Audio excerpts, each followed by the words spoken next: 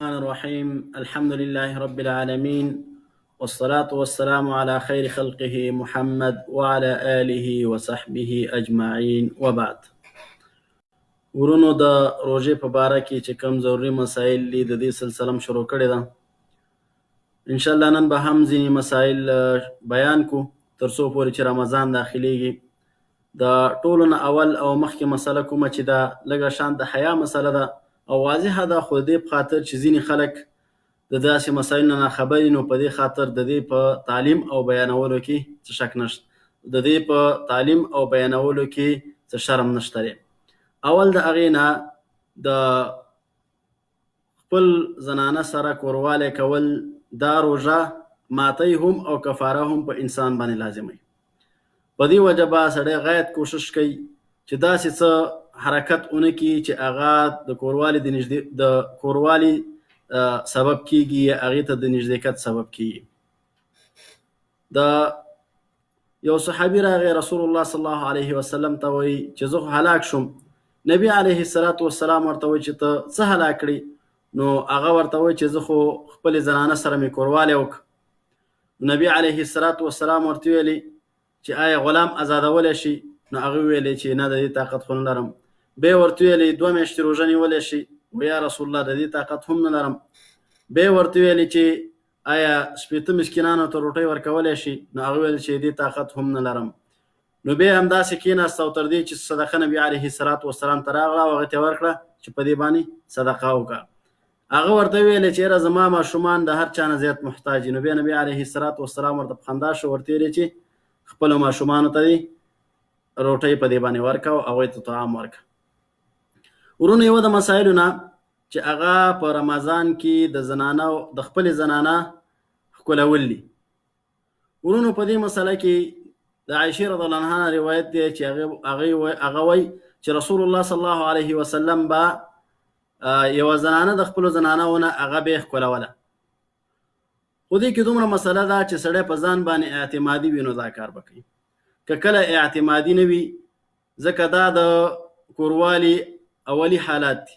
کله چې انسان په ځان باندې مطمئن نه وي نو بیا به د داسې حرکاتو د داسې کارونو ځان ساتي چې هغه انسان کوروالي ته نږدې کوي.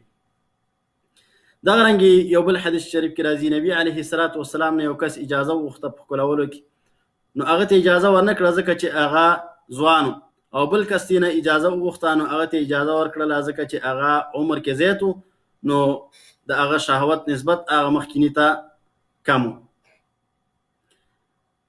ورونو، کله چې روژه ماته شي د سهار د لمونځه پورې، په دې ټیم کې بیا کوروالی هر څه جایز دي.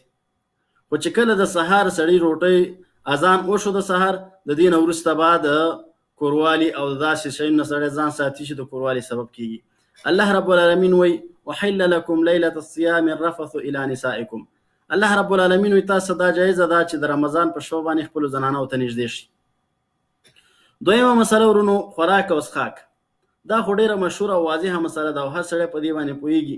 اصلا دا روژه چې نیولي د خوراک او د څښاک نه نیولي وي، لکه څنګه چې الله رب العالمین وایي وکلوا واشربوا حتى يتبين لكم الخيط الابيض من الخيط الاسود من الفجر. الله رب العالمین وایي تاسو خوراک او څښاک وکړئ تر دې پورې چې سپین تار د تور تار نه ښکاره شي. معنا دا چې د سحر راوخیږي او شپه ختمه شي. ثم اتموا الصيام الى الليل، او بیا تر شپې پورې روژه پوره کوي. دغه رنګې ورونو، حدیث شریف کې راځي، نبی علیه الصلاة والسلام وایي من افطر یوما من رمضان من غیر عذر ولا مرض لم يقضيه صيام الدهر. چا چې د رمضان روژه بغیر د عذر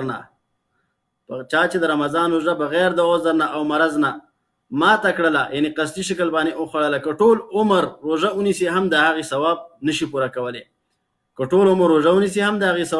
کولی. نو په دې وجه ورونو کوشش دا کول پکار دي چې غایت کوشش کول پکار دي، داسې حرکات او داسې حالات نه ځان ساتل پکار دي چې د انسان نه ورکي دغه د رمضان مبارک روژه هغې کې څه نقصان راشي. ورونو، په دې کې یو بله مسله ده چې کله یو انسان نه د یاده ووځي خوراک یا څښاک وکړي، رسول الله صلی الله علیه وسلم وایي اذا نسي وهو صائم فاکل وشرب فلیتم صومه. یو کس چې کله روژهدار دی او د یاده ووته چې زه د روژې په حالت کې ما، نو روژه دې پوره کړي، فانما اطعمه الله وسقاه. یقینا الله رب العالمین دغه انسان ته طعام ورکه او دغه رنګې دته اوبه ورکړلې. نو په دغه انسان روژه نه ماتېږي چې یو چا سهون یعنې د یادې ووت او روژه وخوړله، ډوډۍ وخوړله یا اوبه وڅښلې یا داسې یو څه وکړه چې روژه ورسره د منځه ځي، نو دغه انسان باندې نه قضا شته او نه ورباندې کفاره شته دی. دغه رنګ بل حدیث شریف کې هم راځي من افطر فی شهر رمضان ناسیا فلا قضاء علیه ولا کفاره. بل حدیث کې راځي رسول الله صلی الله علیه وسلم وایي چا چې د رمضان روژه ماته کړله او داتې د یاده وتلې وه چې زه روژه یم، نو زه باندې نه قضا شته او نه کفاره شته دی. انشاءالله روزانه به همداسې کوشش کوو چې یو څو مسایل بیانو. واخر دعوانا ان الحمد لله رب العالمین.